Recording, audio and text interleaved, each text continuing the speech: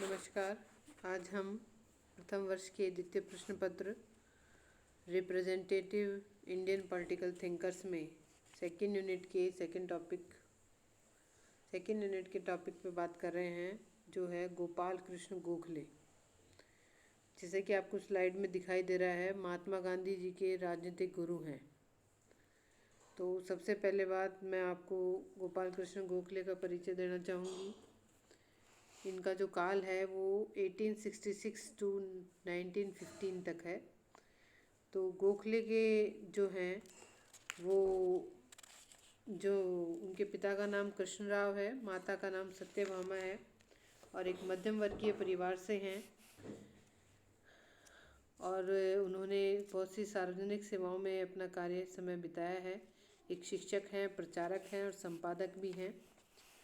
और साथ ही उन्होंने केसरी और मराठा में भी अपने लेख प्रकाशित करवाते थे। सार्वजनिक सभा की त्रैमासिक पत्रिका के संपादक रहे।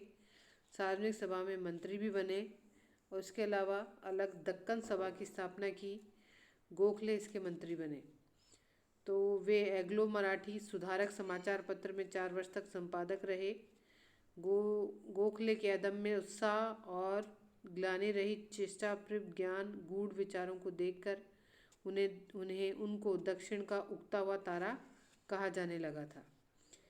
और फिर ये जो शुरुआत का दौर है, जब उदारवादी कांग्रेस हमारे सामने है, और ये जो उदारवादी कांग्रेस है, इस उदारवादी कांग्रेस का ये मानना है कि अंग्रेज़ों का जो शासन है वो हमारे लिए बहुत ही वरदान है।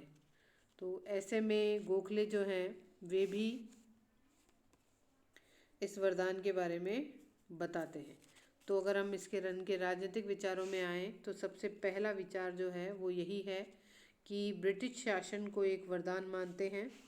उनका ये कहना था कि ब्रिटिश सभ्यता, ब्रिटिश संस्कृति, ब्रिटिश भाषा, ब्रिटिश संस्थाएं से वो अत्यधिक प्रभावित थे और उनका विश्वास था कि ब्रिटेन के साथ संबंध बनाए रखकर भारत का उद्धार और विकास किया जा सकता है। इसलिए वे इन संबंधों को स्थायी और चिरगामी बनाना चाहते थे।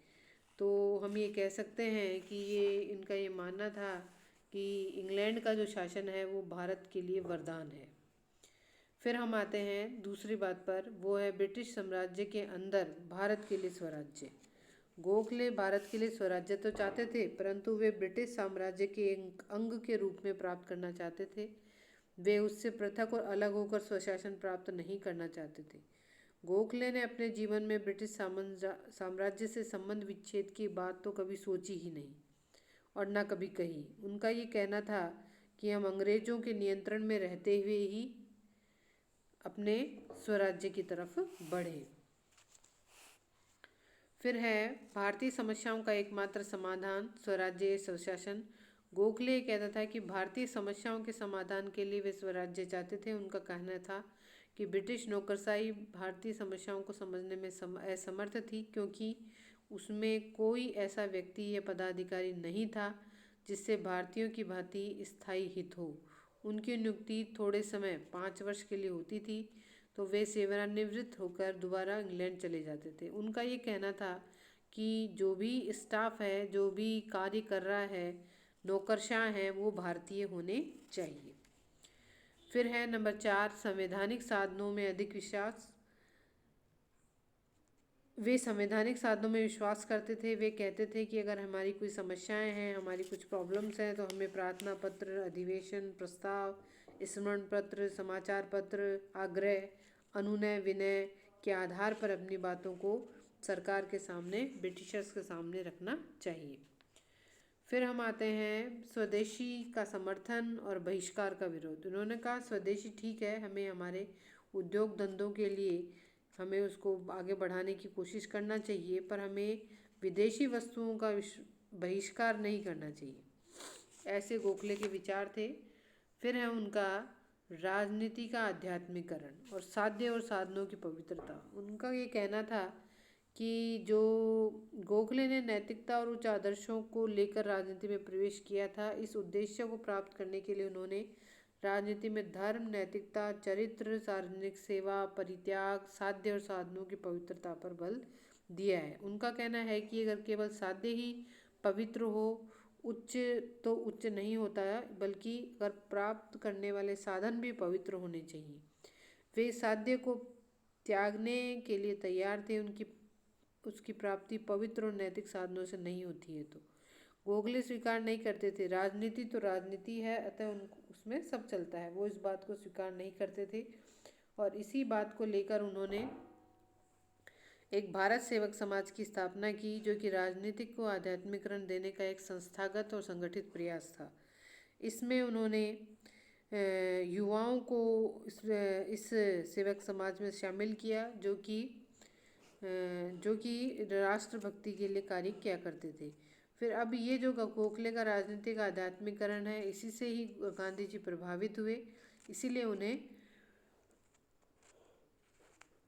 गांधी जी का राजनीतिक गुरु भी माना जाता है। फिर हम आते हैं हिंदू मुस्लिम एकता के पक्षधर। दोनों की एकता की बात वे करते थे। उन्होंने कहा दोनों धर्म आपस में सामंजस्य और मित्रता बनाए रखें, तो उन्होंने दोनों धर्मों की एकता पर बल दिया था। फिर हम आते हैं गोखले का राजनीतिक वसीयतनामा। तो अगर हम गोखले के राजनीतिक वसीयतनामे की बात करें, तो मैंने यहाँ आपको समझा भी दिया है कि गोखले का राजनीतिक वसीयतनामा क्या है। गोखले ने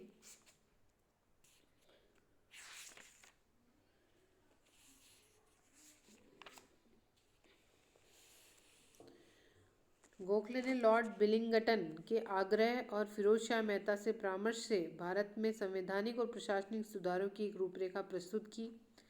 भारत में सुधारों के संबंध में गोखले के ये अंतिम प्रयास थे, इसलिए उन्हें गोखले का राजनीतिक वसीयतनामा कहा जाता है। इस सुधार योजना में निम्न बातें थी। पहला, प्रत्येक प्रांत में प्रांतीय प्रशासन के अध्यक्ष के रूप में इंग्लैंड के गवर्नर की नियुक्ति की जानी चाहिए। दूसरा, इंपीरियल लेजिस्लेटिव काउंसिल का नाम बदलकर भारत की विधानसभा किया जाना चाहिए। तीसरा, सेना में भारतीयों को कमीशन प्राप्त करने के व्यापक अवसर प्रदान किए जाने चाहिए। चौथा, जिला प्रशासन को निर्वाचित प्रतिनिधि द्वारा नियंत्रित किए जाने की व्यवस्था की जानी चाहिए।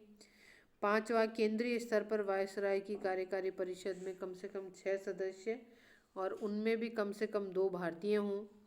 और प्रांतों की स्वायत्तता प्रदान की जानी चाहिए। प्रत्येक प्रांत में एक 6 सदस्य कार्यकारी परिषद होनी चाहिए।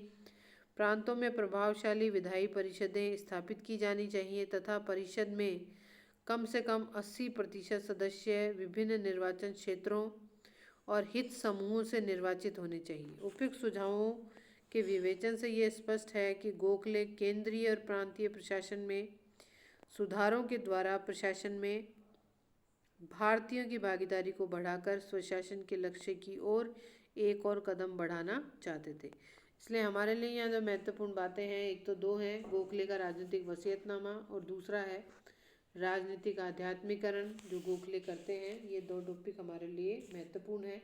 इसमें 50 शब्दों के ही प्रश्न बनते हैं, बड़े प्रश्न इसमें नहीं बनते हैं। तो विद्यार्थियों से अनुरोध है कि वे इन पहलुओं पर ज़्यादा अच्छे से ध्यान दें। धन्यवाद।